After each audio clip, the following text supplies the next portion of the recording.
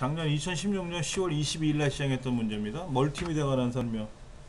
멀티미디어는 다양한 하드웨어 및 소프트웨어 환경에서 생성, 처리, 전송, 이용되므로 상호 호환되기 위한 표준이 필요하다. 표준이 안 되면 안 되죠. 그래서 우리가 음악 같은 거, 노래 같은 경우는 mp3라는 표준이 있는 거고요. 그렇죠? 동영상도 표준이 있는 거고요. 다 표준이 있어야만이 작업을 가능합니다. 정보사회에서 멀티미디어는 텍스트, 이미지, 사운드, 애니메이션, 동영상. 여기까지는 좋은데 아날로그화가 아니라 디지털화죠. 얘가 틀렸네요. 우리 인쇄물 보면은 네 가지 중요한 거 있어요. 멀티미디어 특징은 디지털화, 쌍방향성, 비선형성, 통합성. 비선형성이라는 건 선형적이라는 거는 순서대로 간다는 게 선형적인 건데, 비선형성이라는 건 뭐예요? 앞에 갔다 뒤에 봤다 왔다 갔다 볼 수 있어야 된다라는 얘기죠. 두 번째 문제. 소프트웨어란 컴퓨터를 이용하기 쉽게 일련의 명령어로 만드는 거다. 오라클과 같은 데이터베이스 관리 시스템은 응용 소프트웨어에 해당한다. 시스템 소프트웨어는 제어와 처리로 나눠진다 그랬어요. 이건 아까 1회 문제에도 나왔었잖아요. 1회 문제 그대로 나왔었는데, 제어는 세 가지가 있었어요. 데이터 관리 프로그램, 작업 관리 프로그램, 슈퍼바이저. 세 가지가 있고, 처리 프로그램에는 언어 번역 프로그램, 서비스 프로그램. 이렇게 두 가지가 있고.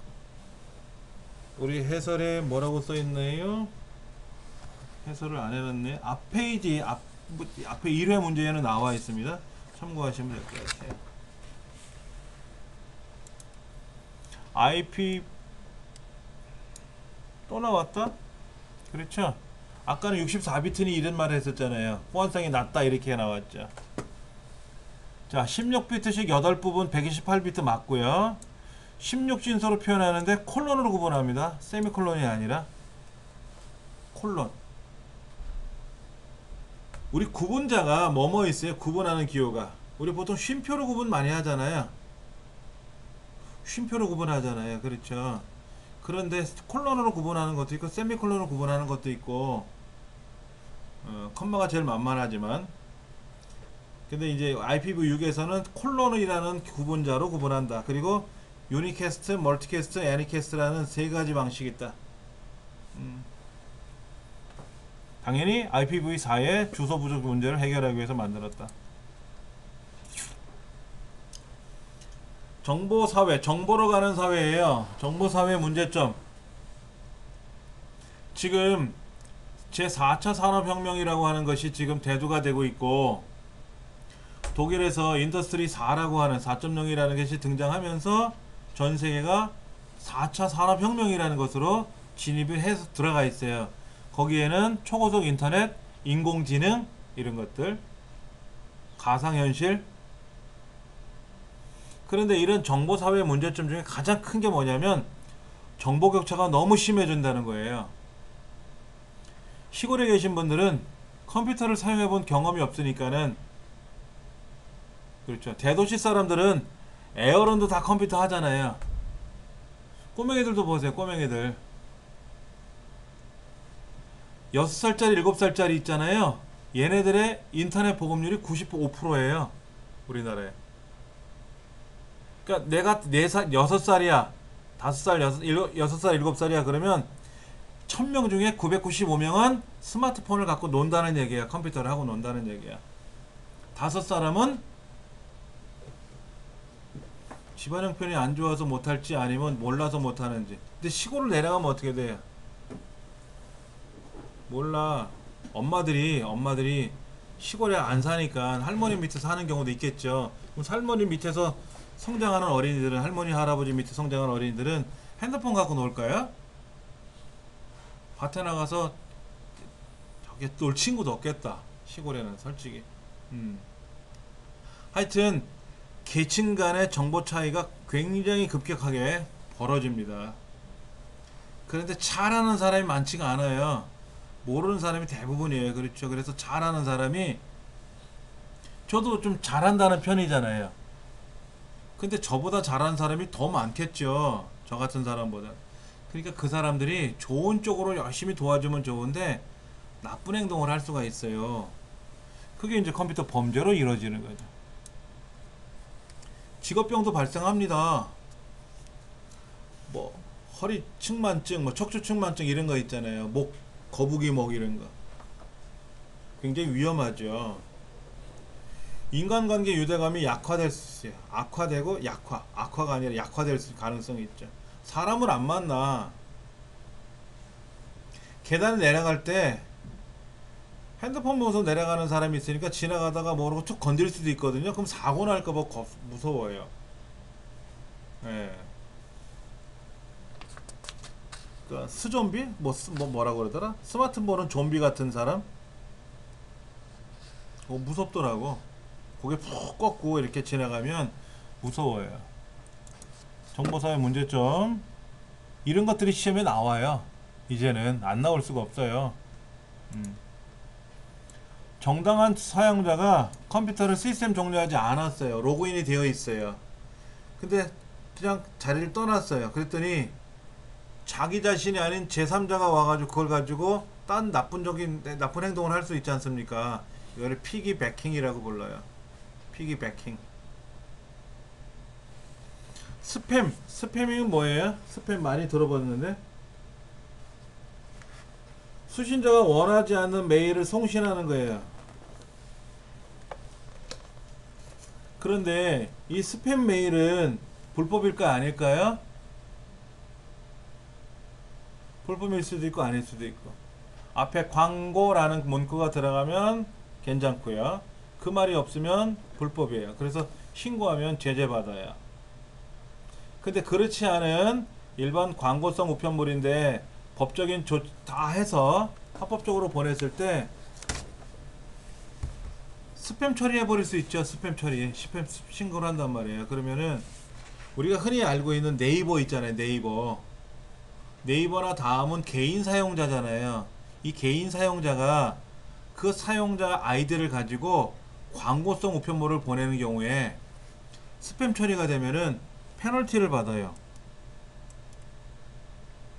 기업이 사용하는 아이디는, 기업이 사용하는 전자우편은 우편물을 보낼 수 있지 않습니까? 그렇죠. 그렇잖아요. 그러니까 여러분이 만약에 회사에 직장 생활하고 있는 직원인데 여러분이 우편물을 발송을 해야 돼요. 그러면 한메일이나 다음 네이버로 보내는 게 아니라 기업 인가받은 전자우편을 통해서 보내주는 게 맞는 거예요. 개인이 제가 갖고 있는 제 아이디 가지고 우편물을 보냈는데 상대편이 에이 뭐야 하고 스팸 처리해버리면은요, 스팸 신고해버리면 네이버에서 그거를 분석을 하거든요. 그래서 이거는 광고네 진짜. 그러면 페널티를 받아서 정지를 당하기도 해요. 스포핑은 뭡니까? 다른 사람의 시스템에 침입할 때 침입자의 정보를 속여 역추적을 어렵게 만드는 방법이래요. 스포핑. 스니핑은 뭐죠? 냄새를 맡는 거예요. 그래서 인터넷 네트워크 주변에 있다가 뭔가 요거 봐라, 요거 메일 같은데, 그럼 그걸 싹 빼가는 거야. 우리 마치 은행에서 이렇게 뭐 품에 이렇게 뭐를 싸들고 나오면 돈 찾았다고 생각할 수 있잖아요. 그게 소매치기가 많이 있는 거죠. 저번에 은행을 갔더니 할머니 한 분이 1,000,000원 찾아줘요 그러더라고. 수표로 드릴까 했더니 현금으로 다 달래. 10,000원짜리로 천장을. 1,000,000원 천장이잖아요. 허리는 꾸부정이 갖고 지팽이 짚고 다니시는 분인데 그거를 들고 가시나봐. 속으로 굉장히 불안한 거야. 제 할머니는 아니더라도 그런 일들이 많이 발생하니까 저 할머니 저거 어떻게 갖고 다니시지? 어떻게 가실래나 했더니 옆에 가던 은행원이 그러더라고. 저 할머니는 항상 오셔서 신변 처리하세요 그러더라고. 1,000,000원 찾아가지고 직원이 대동해서 발에다 드리나 봐요. 그 얘기 듣고 나서 그러면 다행이지만 개인이 수표 한두 장도 아니고 1,000,000원 천장 묶음을 들고 허리 꾸부정하고 지팡이 짚고 가다가 몹쓸 놈들한테 안 좋은 행동을 다 받으면 그것도 그렇잖아요. 그런 생각이 들더라고. 스니핑이 그런 거예요.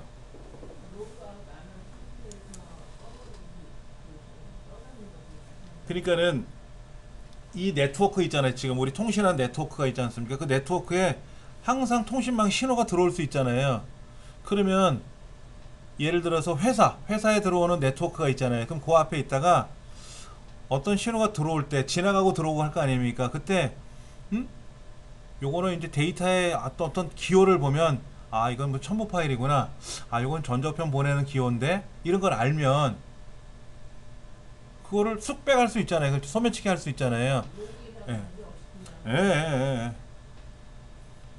그런 게 있을지 꿈에도 생각을 못 하셨죠? 생각해 보세요. 도로인데 이렇게 지나가는 거야. 근데 거기에 금융 차량들 있잖아요. 금융 차량이 중간에 쓰잖아. 그럼 그 안에 돈이 있을 거 아니에요. 그럼 거기 가서 쑥 빼갈 수도 있잖아. 물론 잡히겠지만 그런 거예요. 통신도 그런 게 있다라는 얘기야.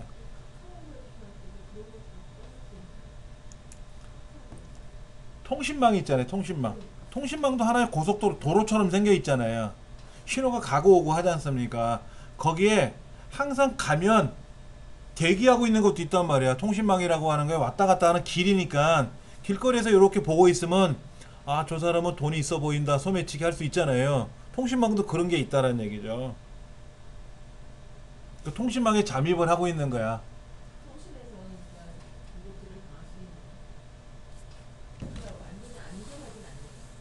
통신망이 완벽하다라고 할 수는 없어요. 이런 경우에요. 내가 돈을 송금을 해요.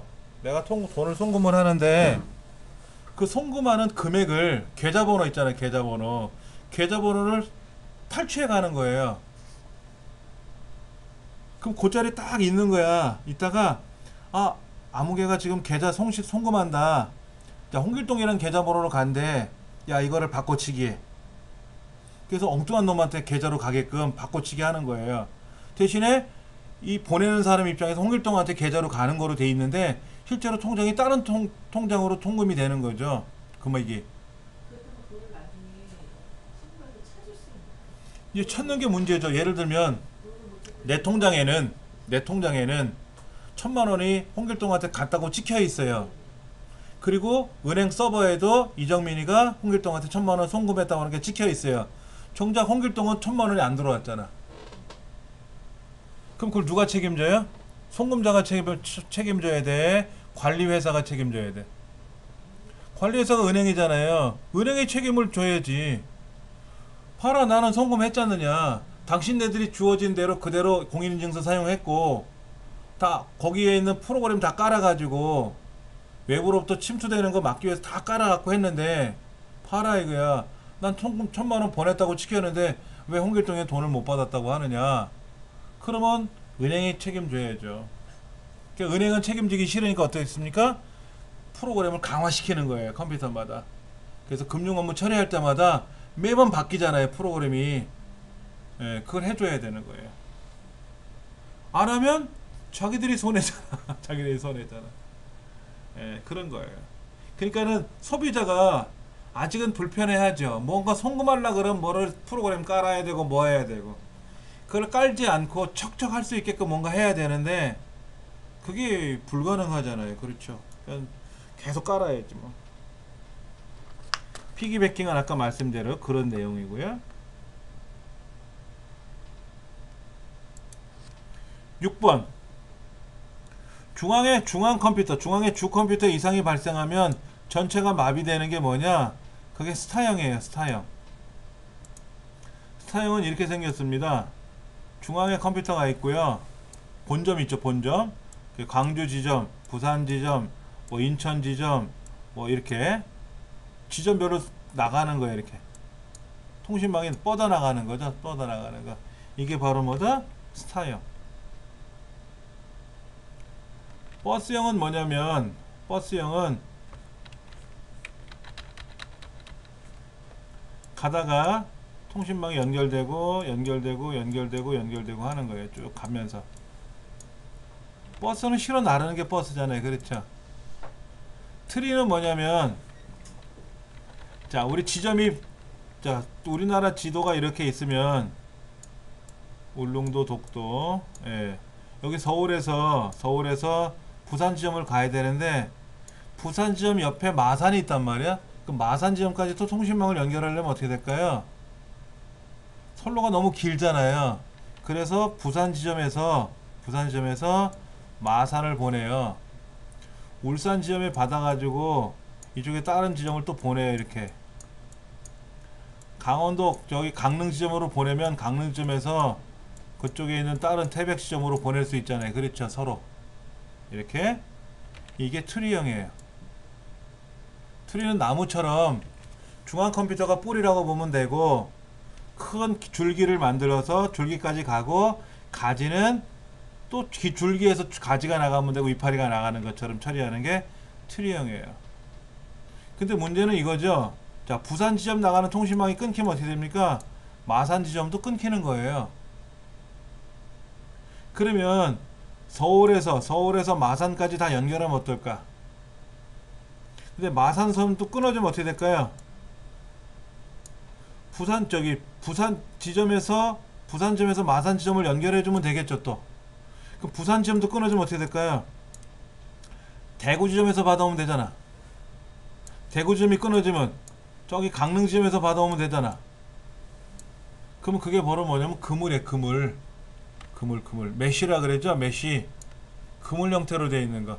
이 그물 형태가 가장 좋은데 돈이 너무 많이 들어요. 대부분은 트리형입니다. 트리형입니다.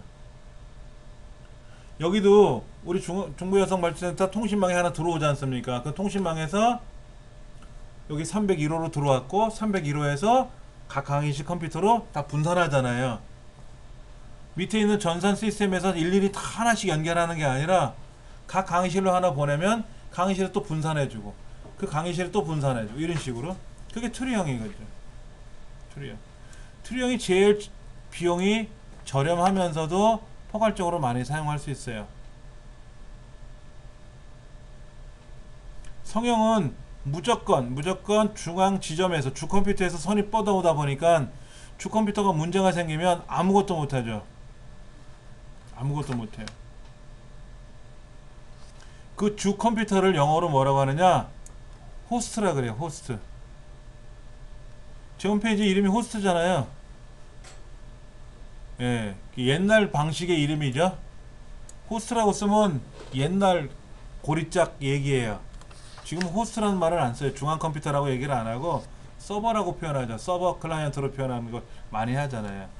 지금도 중앙 컴퓨터에서 처리하는 경우는 있습니다. 그러니까 슈퍼컴퓨터나 이런 것들은 서버 클라이언트 개념이 아니라 중앙 컴퓨터에서 데이터를 처리해 주는 경우도 많아요. 자, 인터넷 환경에서 파일을 송수신한다. 파일 트랜스퍼 프로토콜이라 그래서 파일을 보내고 받을 때 사용하는 프로토콜이라 그래요.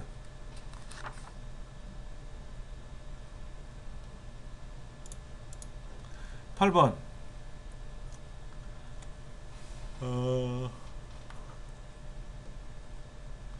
노트북을 무선 핫스팟이 뭐지? 핫스팟? 우리 스마트폰을 사용하는데 노트북을 지하철에서 써야 되잖아요. 와이파이 이용해서. 어떻게 합니까? 스마트폰으로 받는 통신망 LTE를 와이파이로 변환시켜서 노트북으로 전송해 줘야 돼요. 그때 와이파이를 연동합니다. 와이파이. 그 다음에 무선 마우스를 노트북이나 PC 연결하려면 뭐가 필요할까요? 뭐 노트북도 PC입니다만 블루투스 연결하면 되죠. 블루투스. 그런데 일반적인 노트북 PC에는 무선 마우스를 연결하는 블루투스 수신 장치가 붙어 있어요. 그런데 우리가 일반적으로 알고 있는 데스크탑에는 블루투스 수신 장치가 없습니다. 그때는 요런 제가 갖고 다니는데요. 이게 블루투스 수신기예요. 요런 수신기를 컴퓨터 뒷면이나 앞면에다 꽂아 놓죠. USB 단자에다 꽂아 놓고 프로그램을 작동을 시키면 이제는 수신기가 돼요. 그래서 블루투스용 헤드셋, 블루투스용 스피커 이런 거를 페어링 해가지고 사용할 수 있어요. 예. 굉장히 편리하게 사용할 수 있는 그런 기능 중에 하나입니다. 그 다음에 이제 유선 홈 네트워크라고 하죠. 유선.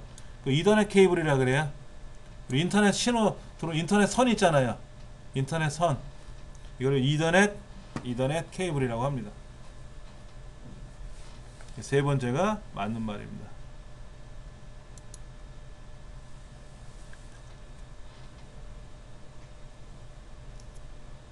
비트는 정보 표현의 최소 단위예요. 근데 그게 중요한 게 아니고요. 자료 표현이든 정보 표현이든 최소 단위 중요한 게 아니고 비트는 0이냐 1이냐 하는 겁니다. 이 비트가 4개가 모여서 니블로 되고요. 8개가 모여서 바이트가 돼요. 걔가 틀린 것 같아요.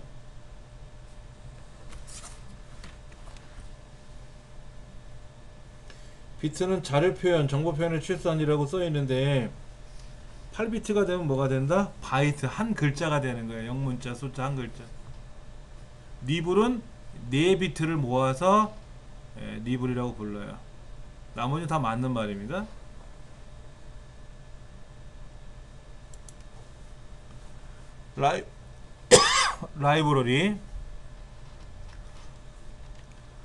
라이브러리라고 하는 것은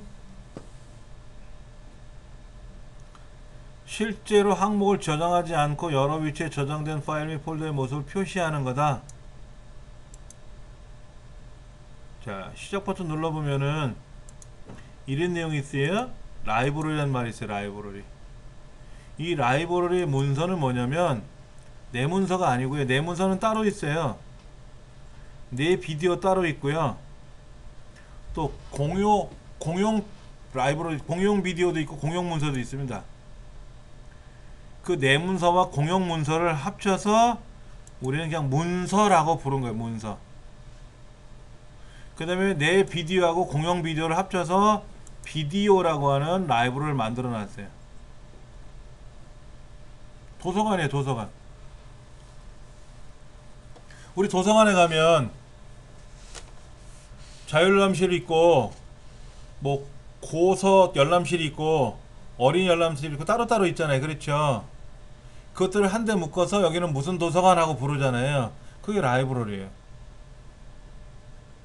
근데 이 라이브러리에서 삭제하면 실제 공간에서 삭제가 돼요. 좀 조심하셔야 돼요.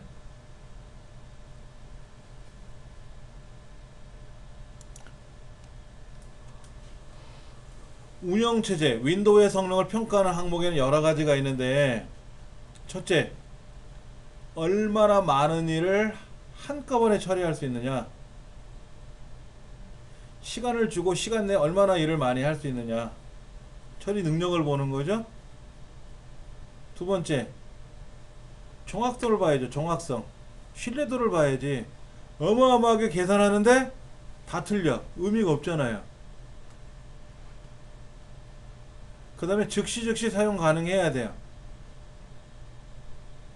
그런데 일정 시간 동안 모아서 일괄 처리하는 거는 지금 안 해요. 세 번째 같은 경우는 안 한다고. 자, 책에 이런 거 있어요. 처리 능력, 응답 시간, 가능도, 신뢰도, 이런 거. 이것이 성능에 평가하는 요소입니다. 다시 처리 능력, 응답 시간, 얼마나 빨리 처리하느냐 하는 거죠. 그리고 가용도, 즉시 처리할 수 있느냐 하는 거고요. 신뢰도, 믿을만하냐 이거야, 정확하냐 이거죠.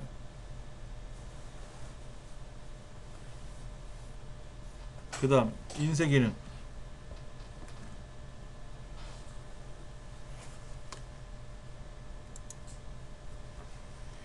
인쇄 중인 작업은 취소할 수 있죠.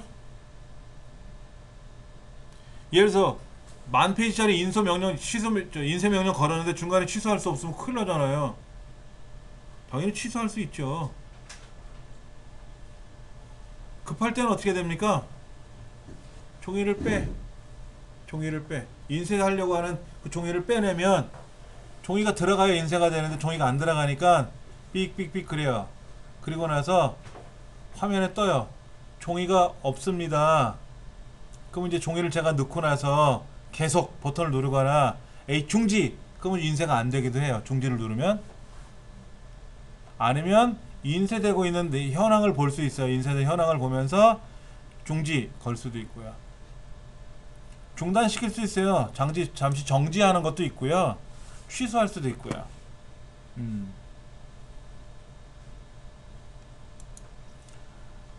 쉐어웨어라는 말은 뭐예요? 쉐어웨어.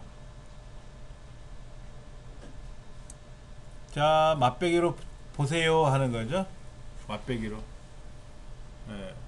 우리 그런 거 많이 해요. 홈쇼핑에서 일주일간 사용해 보시고 마음에 안 들면 반품하세요.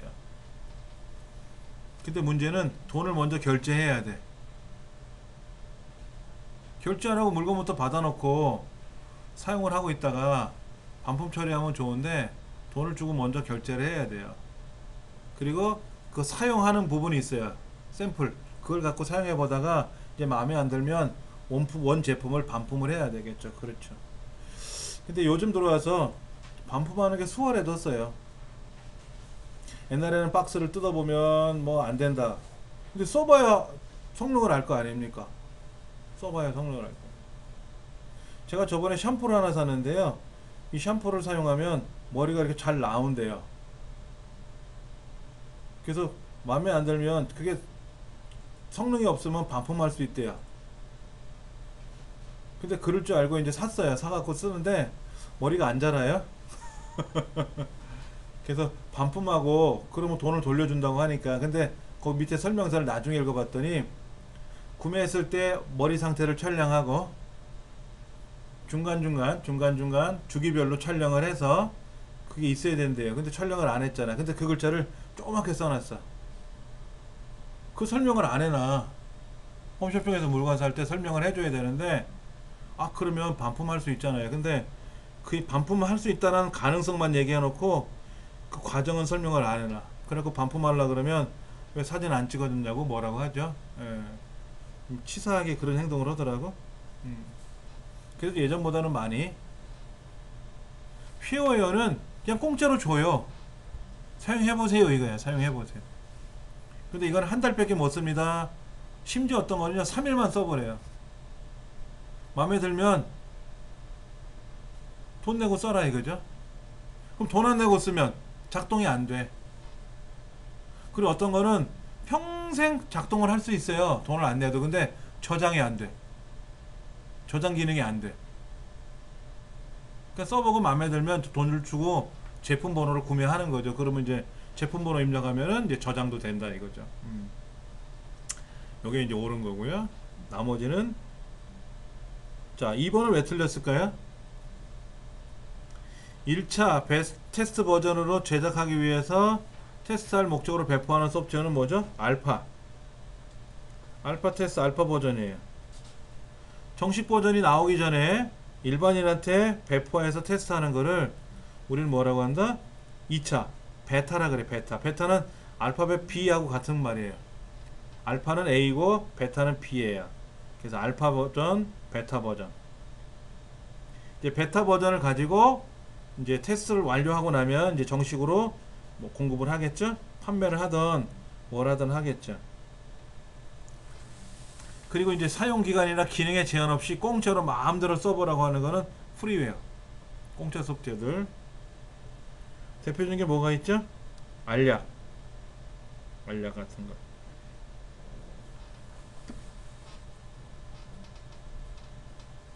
그 다음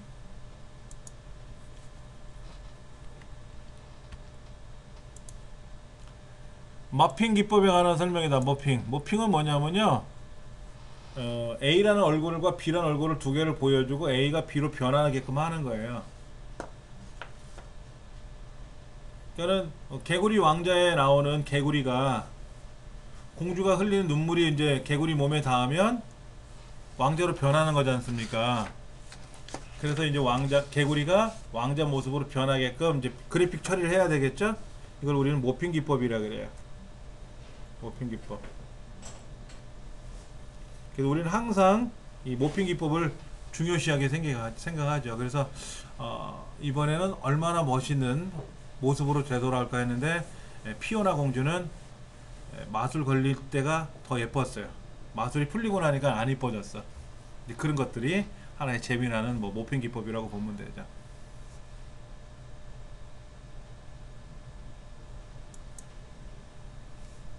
그 다음에 시스템 정보에 관한 설명이다. 자, 한번 볼게요. 시스템 도구 보조에 가서 시스템 도구에 가면 시스템 정보 이거야 이거. 여기 자세히 보시면 하드웨어 리소스가 있고요. 메모리, CD롬, 여기에 저장소, 드라이브, 디스크, 조탁, 사타, SSD, 스카시 디스크 드라이브, 디바이스, 파티션이 2개, 어쩌고 저쩌고 이렇게 써있네요. 근데 문제가 뭐라고요? CPU와 저장 제외한 입출력 장치 구성에 대한 정보가 표시된다. 자, CPU가 있나요? 여기에 저장 장소 있잖아요. 저장 장치 아까 저장소, 디스크, 스카시 이렇게 써 있잖아요. 그렇죠? 그러니까 저장 장치를 제외하지는 않았어요. 저장 장치도 있어요. CPU는 충돌 공유, GMA, IO 어드레스 뭐라고 보이는데 하여튼간에 되게 어려워요. 말이 어려워요. 15번에 뭐라고 설명했나 잠깐 볼까요?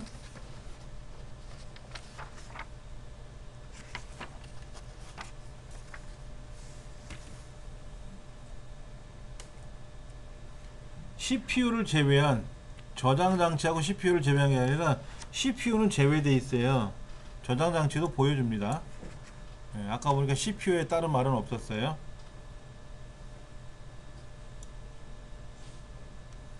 저도 이런 시스템 정보를 굳이 확인하지 않거든요. 그러니까 저도 이 문제 봤을 때 답이 뭘까 하고 고민했었어요. 16번 USB 인터페이스. USB 인터페이스 많이 아시잖아요. 여러분 USB 2.0, 3.0 아시잖아요. 여러분이 사는 USB 메모리에 단자 색깔을 보세요. 단자 색깔. USB 메모리 여기 보면 단자 색깔이 있잖아요. 꽂는데 여기가 빨간색이나 검정색이나 하얀색으로 되어 있으면 2.0이고요 3.0은 파란색입니다. 파란색, 하늘색으로 되어 있어요. USB 메모리는 핫 플러그, 전원이 켜져 있는 상태에서 뺐다 꼈다 할 수 있는 게 핫 플러그인의 기능이고요. 그리고 꽂으면 기계가 알아서 인식하죠. USB 메모리라고 인식하지 않습니까? 그게 핫 플러그인이고, 플러그 앤 플레이고요. 그 다음에 USB 메모리는요 127개까지 연결할 수 있어요. 127개를 연결할 수 있는 공간이 없지 않습니까? 자, 여기 허브예요. 허브인데 요거는 4개짜리 허브예요. 4개. 하나에서 4개가 빠져나오거든요. 이런 허브를 사시면 돼요. 이것도 허브에 따라 가격이 달라지는데 뭐 10개짜리도 있고 20개짜리도 있고 있겠죠. 그러면 만약에 20개짜리 허브를 사면 어떻게 돼요? 20개를 동시에 연결할 수 있다는 얘기예요. 이게 127개까지 포트당, 컨트롤러당 볼까요? 여기는 어떻게 되어 있나?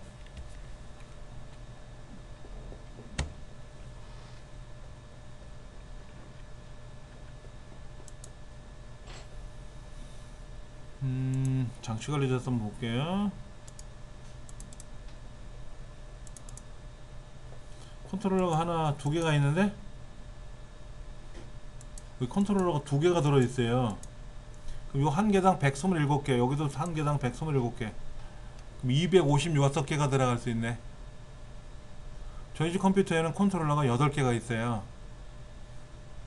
8개 120 1000개를 넘게 1000개 살 돈도 없고 1000개씩 꽂을 필요도 없고 이렇게 가능하다.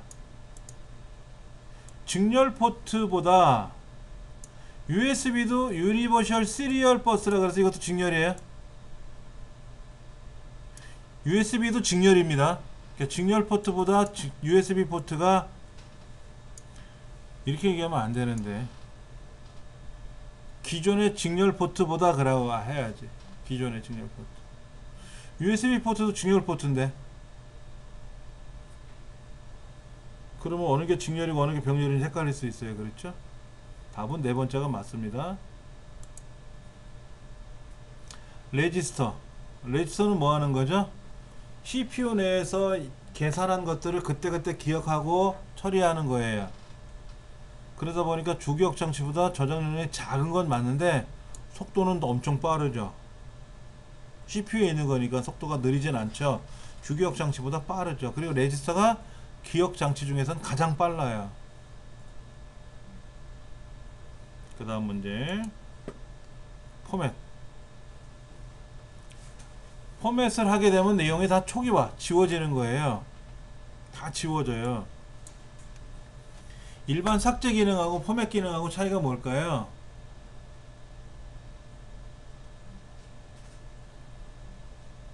포맷을 하면은 삭제를 하면 눈에 보이는 것만 삭제합니다. 눈에 보이지 않는 건 삭제가 안 돼요. 근데 포맷을 하면 뭐가 된다? 보이든 안 보이든 다 지워져요.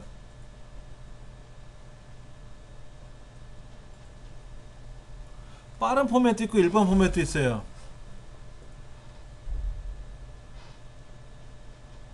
그런데 파일 시스템이란 말이 나와요. 파일 시스템. 자, 예를 들면 우리가 여기에서 내 컴퓨터에 가보면 오른쪽 버튼 눌러서 포맷 그러면 얘는 포맷이 안되죠. 지금 사용 중에 있으니까. 자, 얘 포맷 해볼까요? 포맷. 자, 파일 시스템이라고 있어요. 어떤 파일 시스템을 포맷 해주면 좋으냐 이거죠. NTFS는 윈도우가 제공해주는 아주 빠른 형태의 시스템이고 EXFAT는 이 NTFS를 지원하지 않는 스마트폰이나 이런 곳에 사용하는 포맷 방식이고요.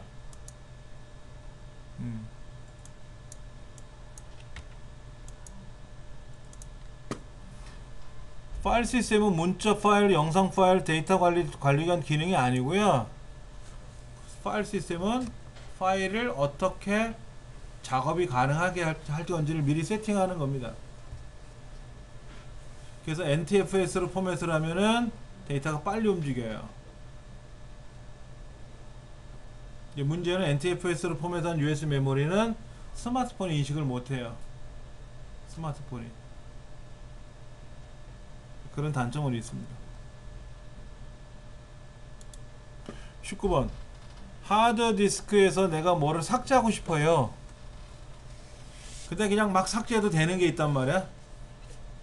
그게 TMP예요. Temporary, TMP.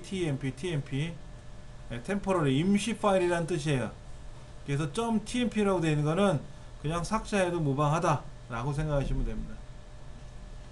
EXE는 뭐냐면 실행 파일이에요. 실행 파일 삭제하면 안 되잖아요. SYS는 시스템 파일입니다.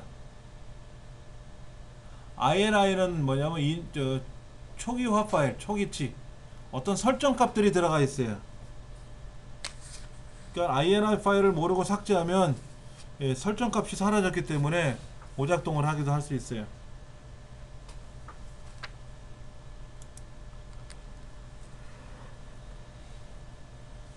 모니터에 전원은 들어왔는데 화면이 하얘. 백화현상이라고 하는데, 자, 전원 코드에 문제가 생기면 정상적으로 불이 안 들어오죠?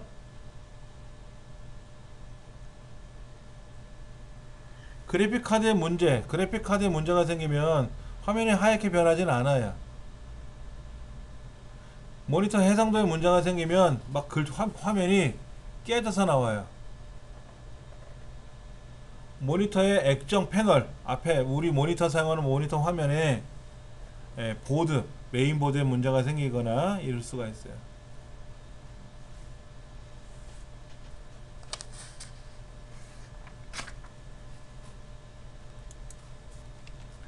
정렬은 순서대로 나열하는 게 정렬이죠.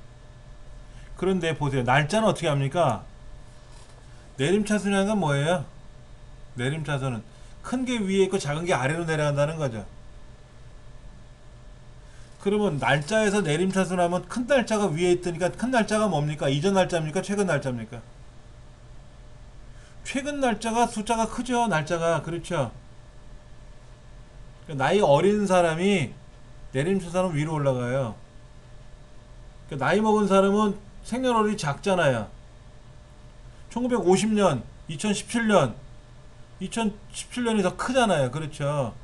그러니까 내림차순하면 2017년이 위에 있고 1950년이 밑으로 내려가거든요.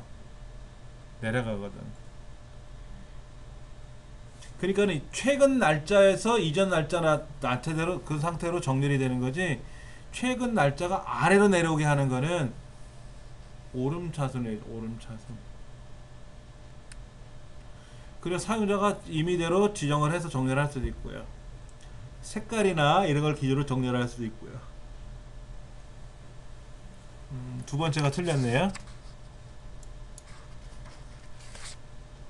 사과나무 문제를 한번 볼까요? 사과나무의 평균 수확량이래요. 종류가 사과라고 하는 것에 대한 수확량의 평균이래요. 그러면 사과 여기도 있고 여기도 있고 밑에도 있어요.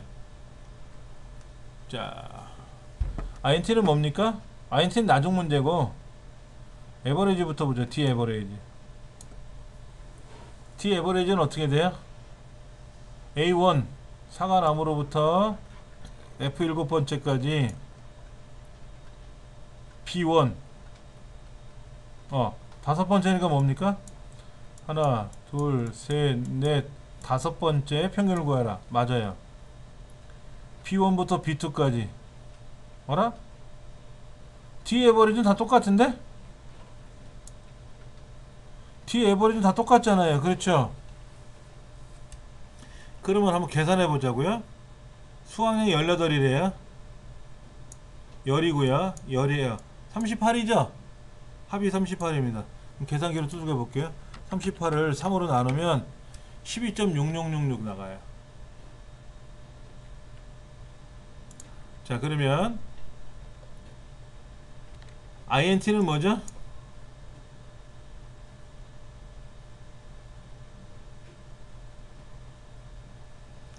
(12.6666을) INT니까 뭐예요? 12.3으로 가지 못하게끔 막아요. 12가 돼요. 트렁크는 뭐죠? 소수미열을 다 잘라버렸으니까 12가 됐어요. 4번의 라운드 다운은 뭐죠? 내림이죠. 내림. 소수점 없이 내려버렸잖아요. 12가 되는 거고요. 라운드는 반올림이죠. 12.66666 나가는 거를 소수점 없이 반올림 하니까 뭐가 돼요? 12.7에서 13으로 가네. 그렇죠. 얘는 13으로 가요. 라운드는.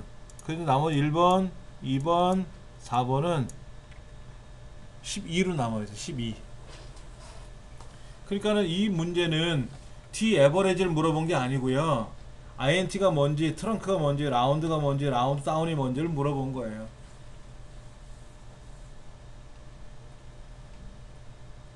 그 제가 직접 계산을 다 해봤잖아요. 18, 10, 38을 3으로 나누면 그거를 INT 취해주면 트렁크 취해주면 각각 나오는 값들.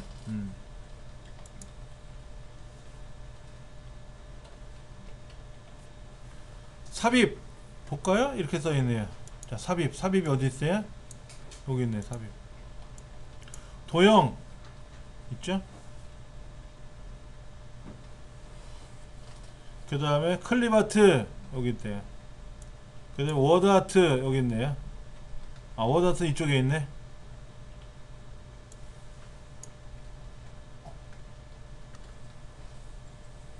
일러스트레이션 그룹에서 하는 삽입이 도형, 클립아트, 스마트 아트는 있어도 워드 아트는 어디에 있는 거예요? 네, 텍스트. 일러스트레이션 그룹이 아니라 텍스트 그룹에 가면 워드 아트는 있어요. 그렇죠? 워드 아트는 텍스트 그룹에 있다. 나머지는 다 일러스트레이션 그룹에 있다. 그러니까 어느 그룹에 속해 있는지 알아야 돼. 또 우리가 그것마저도 알아야 되는 부담감은 있겠지만서도 15년 이상이면서 나이가 50세 이상 같은 줄에 있으면 되네. 두 번째는 뭐죠? 근무 기간이 15년 이상이거나 나이가 50세 이상이거나. 세 번째, 네 번째처럼 하는 조건은 없어요. 조건을 이렇게 못 걸어요. 조건을 걸 때는 항목이 옆으로 나열돼야 돼요. 항목이 옆으로. 위아래가 아니라 좌우로. 자, 그 다음 문제.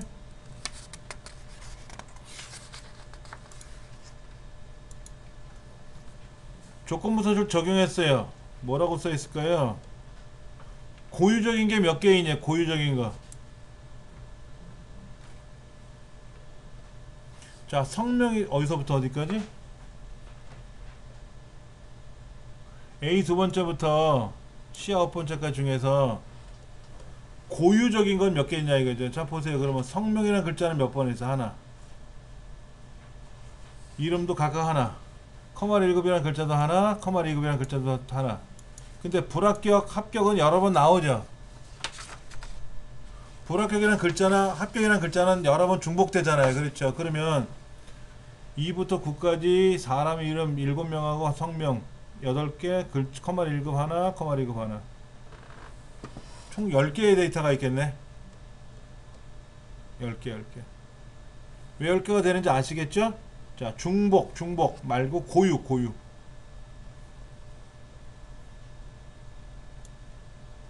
이름은 다 똑같아. 아, 다 달라. 이게 성명이라는 글자까지 보면 8개고요. 불합격, 합격, 그러니까 불합격도 아니고 합격도 아니고. 얘는 중복되는 게 많으니까. 커마 1급과 커마 2급은 딱 한 번만 나왔잖아요. 한 번만 나왔잖아. 고유적인 거잖아. 그러니까 이쪽에 있는 8개 글자하고 커마 1급, 커마 2급까지 보면서 10개의 글자가 있다.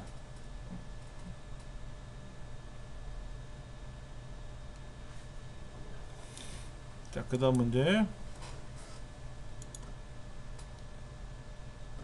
찾기 바꾸기. 대소문자 구별할 수 있어요.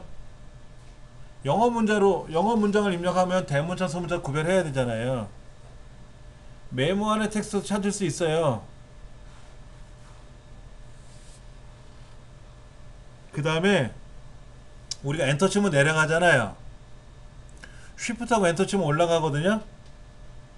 그러면 우리가 다음 누르면 오른쪽이나 아래쪽으로 가는 거거든요. 한글 2010에는 이전 방향으로 위쪽 아래쪽 방향을 선택하는 게 있어요.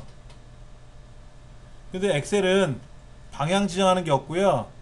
다음 누르면 그 다음 오른쪽 거나 아래쪽 게 찾아지는데 쉬프트 키 누르고 다음 이걸 클릭해주면 역으로 가는 거예요. 역으로. 예.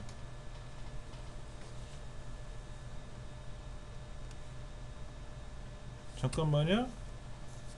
옳지 않은 거라 그랬잖아요.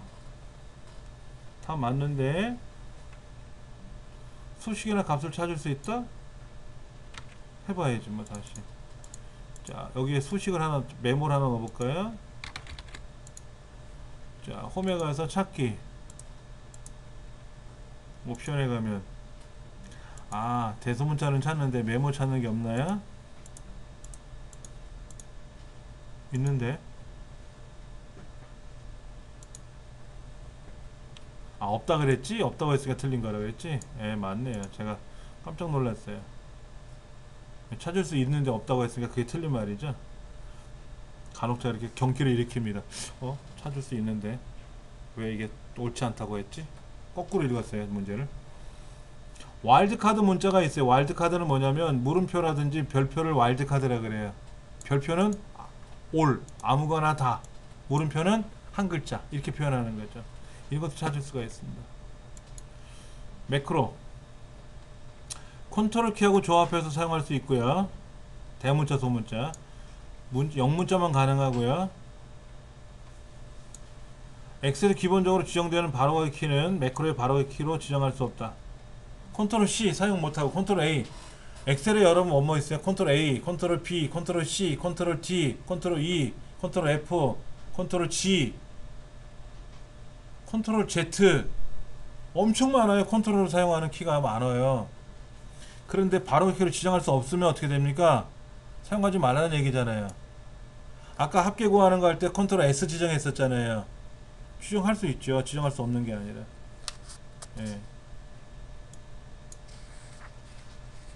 차트에서 순서를 변경할 때 우리가 어떻게 했습니까? 데이터 선택을 클릭해 갖고 들어가서 고쳤죠? 기억나세요? 데이터 선택해 가지고 30번 까지만 할게요. 자, A의 두 번째부터 D 다섯 번째까지 중에서 이름을 지정해 주면 이렇게 여기에서 자, 요렇게 이름을 정해줘요. 이렇게 그러면 얘네들의 이름은 담당자가 되고 얘네들의 이름은 직위가 되고 얘네들의 이름은 전화번호가 되는데 한번 보세요. 제가 요 나머지는 데이터 지워버리고요. 요렇게 블록을 잡아 볼게요. 세 가지만. 자, 수식, 선택 영역에서 만들기, 왼쪽 요름 빼고 첫 행만. 그러면 요 세 가지 이름 뭐가 된다? 요 세 가지 이름은 담당자. 이 세 가지 이름 뭐가 된다? 직위. 요 세 가지 이름 뭐가 될까요? 이 세 가지 이름 뭐가 될까요? 전화번호겠죠. 근데 전화번호가 어떻게 되나 보세요. 여기 사이에 빈칸 들어가 있잖아요. 이름을 지정할 땐 빈칸이 들어가면 안 된다 그랬어요. 그래서 알아서 블럭 잡고 해주면 전화 밑줄 번호 이렇게 나와요. 빈칸이 아니라 빈칸을 밑줄로 바꿔줘요.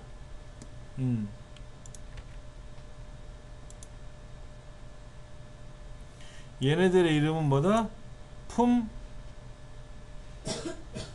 밑줄명 하고 나오겠죠. 얘는 이름이 코드 번호를 맞아요.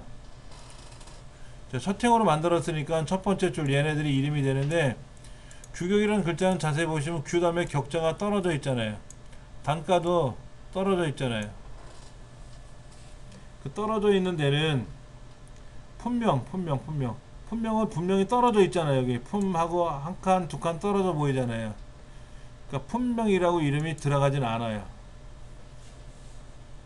품하고 한 밑줄 명하고 들어가는 거죠.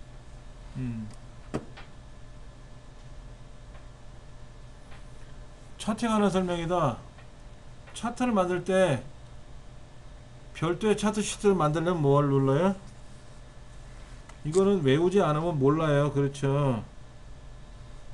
Alt F1번 누르면 뭐가 써 있어요? 책에는. 자, 보세요. 제가 여기다가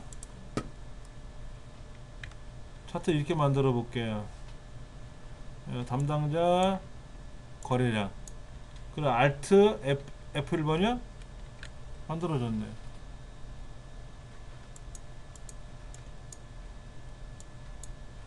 자, 이름하고 담당자 블록 잡고요. 책에 있는 대로 뭘 눌러볼까요? 요거 여기 뭐라고 써 있었죠? 여기